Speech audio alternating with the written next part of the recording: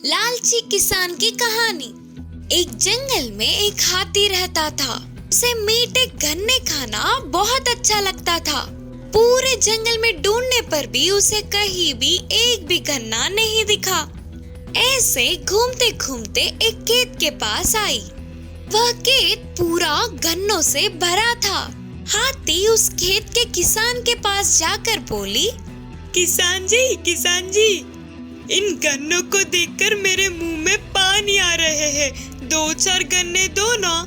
तुम जो बोलोगे वो मैं करूँगा। ठीक है, देता हूँ, पर उसके बदले मुझे तुम्हें मेरे लिए लकड़ियाँ लानी होगी। हाथी के उसके बात मानने पर किसान ने उसे 4 गन्ने दिए और हाथी ने खुशी से खाया। वादे के मुताबिक ही हाथी ने जंगल से एक बड़ा लकड़ियों का बस्ता लाके उसे दिया। उन्हें बेचने पर किसान को बहुत लाभ मिला। इससे किसान लालची बन गया।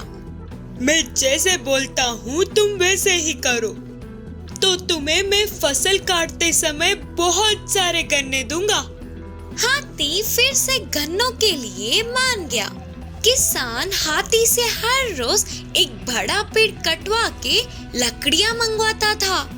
ऐसे उस किसान ने 1 महीना गुजरते ही बहुत कमा के बड़ा घर बनवा लिया। बाद में हाथिया लकड़ियां काट काट कर उठा कर थक कर विश्राम ले रहा था। किसान का फसल काटने का दिन आ ही गया। हाथी बहुत बोला है, उसे मैं बटका के धोखा दूंगा। सोचते हुए पूरे गन्ने एक दिन पहले ही काट कर बेचने के लिए घर पर छुपा लिया। वादे के मुताबिक फसल काटने के दिन सुबह हाथी खेत के पास पहुंचा, पर खेत में एक भी गन्ना नहीं दिखा। अरे, ये खेत के सारे गन्ने कहाँ गए? घबराते हुए पूछा हाथी। कुछ नहीं, पूरे गन्ने खराब हो गए, इसीलिए सब काट कर नदी में फेंक दिया। निराश मत हो, अब की बार फसल उगा तो तुम्हें अच्छे से खिलाऊंगा। तुम ठीक हो गई हो तो हमेशा की तरह मेरी मदद करना। अब और कुछ ना कर पाते हुए उदास होकर वहाँ से जा रहे हाथी को किसान के घर से मीठे गन्नों की खुशबू आई। हाथी को किसान का लालच पता चल गया। हाथी ने गुस्से से किसान को दूर फेंककर नए घर को तोड़ दिया और अंदर छुपाए गए सारे गन्नों को अपने साथ लेके चला गया। इस कहानी की नीति है कि लालच बुरी बला है। छोटी सी बकरी की होशियारी। एक जंगल में बकरियों का झुंड था। बकरियां हर रोज उस तालाब को पार करके उस और तरह तरह के पौधे और पत्तों को खाते थे। फिर से शाम होते ही तालाब को पार करके वापस आ जाते थे। एक दिन उस जंगल में एक लोमड़ी आई। आहार के लिए ढूंढ ढूंढ कर थक के उसी तालाब के तट पर सो गई। हमेशा की तरह ही बकरियों का झुंड चरने के लिए तालाब के उस पार जाने लगे।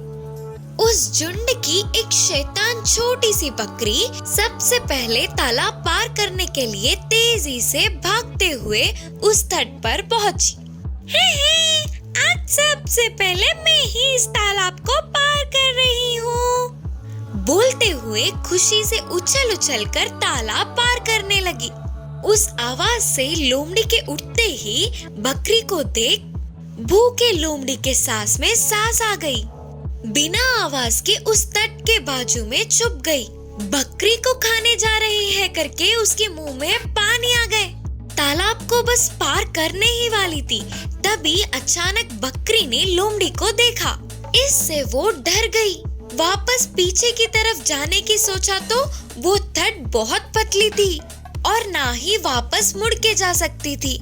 अगर पीछे मुड़ भी जाती तो फिसल कर पानी में गिर के लहरों में भटकना निश्चित था। इससे बकरी सोच में पड़ गई।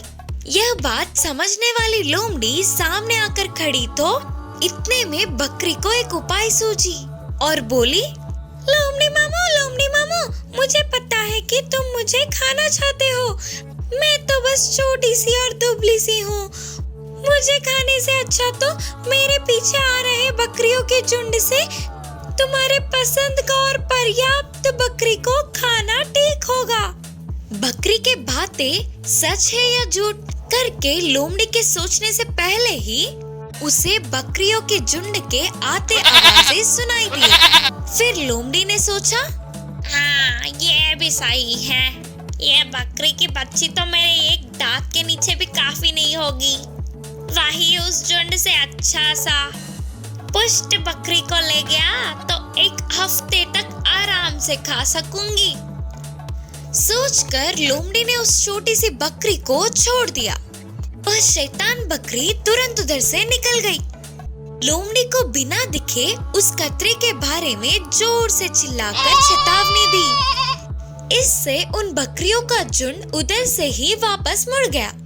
इतने समय बाद भी बकरियों के झुंड के ना आने पर वह शैतान बकरी ने उसे चकमा दिया करके लोमड़ी समझ गई। फिर वह छोटी सी बकरी अब कोई खतरा नहीं है करके जानकर वापस अपने बकरियों के झुंड में शामिल हो गई। लोमड़ी से उन्हें बचाने के लिए बाकी के बकरियों ने छोटी सी बकरी की बहुत तारीफ की। इस कहानी की सीख है कि खतरों के समय बुद्धि से काम लेना चाहिए। खरगोश की भलाई। एक जंगल में कुछ बंदर रहते थे। गर्मियों के मौसम आने पर जंगल के तालाब और कुएं पूरी तरह से सूख गए। एक दिन बंदरों को जोर की प्यास लगी। वे पानी की खोज में जंगल से बाहर आए। उधर मिट्टी में पानी के लहरों की तरह धूप के किरण पानी में चमकते हुए दिखे। उसे पानी समझने वाले बंदर, अरे वाह, क्या बात है, पानी पानी है, बोलते हुए जल्दी जल्दी उस तरफ भागने लगे। आखिर में उधर जाके देखने के बाद पता चला कि वो पानी नहीं थे। वही नहीं, फिर से और थोड़ी दूर में पानी के लहरें चमकते हुए दिखे। इससे सारे बंदर फिर से आगे गए। इस तरह सारे बंदर धूप में पानी की खोज कर रहे थे। ऐसे कुछ समय बीतने के बाद एक बंदर ने मायूस होकर कहा, पानी से गले को गीला नहीं किया तो ऐसा लग रहा है कि मैं अब मर जाऊंगा। तब दूसरी बंदर ने कहा, हम कर भी क्या सकते हैं, पानी दिख रहे हैं पर हाथ नहीं आ रहा है। पता नहीं ये कैसी माया है। उधर के पौधों में एक खरगोश रहती थी। उस खरगोश ने वहीं से सब कुछ देखा और उन बंदरों की मदद करने की सोची। उनके पास आकर बोली, दोस्तों, तुम्हें लगता है कि इस धूप में कहीं भी पानी होंगे? तुम लोग ऐसे भागोगे तो पहले थक जाओगे, लेकिन पानी की एक बूंद तक नहीं मिलेगी। पास में ही एक तालाब है, उधर जाके अपनी प्यास बुझा लो। यह सुनकर बंदरों को बहुत गुस्सा आया और खरगोश से कहा, तुम क्या समझती हो? क्या हम मूर्ख हैं? हमें कुछ नहीं पता? दोस्तों, मैं सच बोल रही हूँ और तुम्हारी भलाई के लिए बोल रही हूँ। मेरे साथ आओ, उस तालाब के पास मैं ले जाऊंगी। तुम लोग अपनी प्यास को बुझा लेना।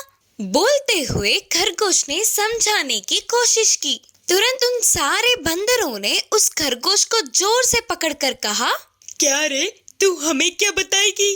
तुझे तो आज दिखा ही देंगे कि हम चीज क्या है। बोलते हुए उस खरगोश को जोर से हवा में फेंक दिया। सारे बंदर फिर से धूप में पानी की खोज में भागते जा रहे थे।